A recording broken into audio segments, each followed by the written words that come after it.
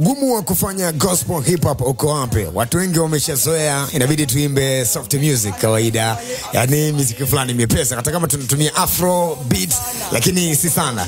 Gospel hip hop ni wachache sana ambao wanafanya, na ikifanya inapata watu wanapenda hype sana. Ushaelewa? Yeah. Ugumu uko wapi na wepesi uko wapi kwako wewe tangu umeanza kuifanya kazi hii ya Mungu? Bila shaka umeshaanza kuwahudumia watu wengi sana. Ushaelewa vizuri? Comments zimekuwa nyingi, maoni yamekuwa mengi. Ugumu na wepesi ukoje kwenye kufanya gospel hip hop? Ugumu na kwanza nianze kwenye upande wa ugumu. Kwenye upande wa ugumu kwenye kwa hii huduma ya gospel hip hop. Unajua makanisa baadhi, sio yote. Makanisa baadhi tena siku hizi yamekuwa machache sana, hawana ile kupokea muziki wa gospel hip hop. Hawana ile idea kwamba ni muziki mzuri tu na hudumia watu na watu wanabarikiwa. Baadhi ya makanisa wanaona kwamba ni muziki ambao kama sio kama wa kanisani, kama wa kidunia fulani hivi. Umekaa kama kidunia hivi. Lakini nataka niwaambie kwamba wachungaji ambao bado wana ile mawazo kwamba gospel hip hop ni muziki ambao ni wa kiuni, nataka nizungumze kwamba gospel hip hop sio muziki wa kiuni. Ndiyo. Kwa sababu sisi ambao tunafanya huu muziki gospel hip hop tunaona matokeo kabisa, watu wanabarikiwa. Ndiyo. Watu wanaokoka kupitia huu muziki. Kuna vijana ambao mtaano wameshindikana, sasa ukimpelekea ile muziki ya kwaya ile, anaona kwamba kama una akuelewi. Lakini ukimwendea kwa mfumo wa gospel hip hop, kama tunawavuta vijana wengi wa mitaani, tunawavuta wengi sana wanaokoka kupitia hii gospel hip hop hii. Watu wanapata neema vile vile. Na umezungumza point moja msingi sana. Kuna watu ambao hawaamini kwenye kwaya. Inakuta maisha yake yameshazoea hip hop ya duniani. Sasa tunahitaji injili iende. Alafu unajua mwisho wa siku muumbaji wa vyote ni Mungu, si ndio?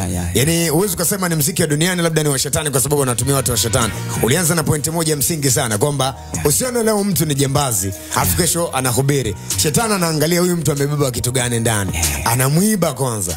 Lakini mwisho wa siku mtu anarudi, kwani Sauli alikuwa anachinja watumishi wa Mungu. Lakini baadaye Mungu alikuja kumtumia, si ndio?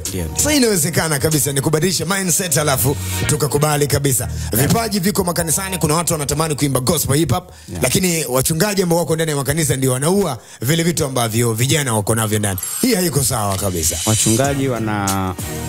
Wachungaji popote ambapo unanisikia, ni kwamba hebu tujaribu kuwabeba hao vijana makanisani. Angalia kijana wako anafanya nini, kwa sababu kama angekuwa ni muuni asingekuepo hapo kanisani kwako hapo. Ndio. Angekuwa klabu kule. Sasa kama ana kipaji kile cha gospel hip hop, kwa nini usimbebe? Kwa nini usimsaidie?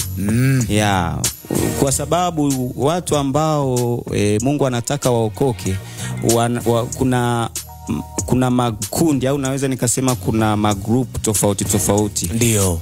Sio wote ambao unaweza ukawaokoa kwa hizo nyimbo za taratibu za kuimba, za kulia na kutoa machozi. Sio wote ambao wataokoka kupitia nyimbo hizo. Na sio wote wanaweza kaokoka kupitia kusikia neno unalofundisha. Kuna wengine wataokoka kwa njia nyingine.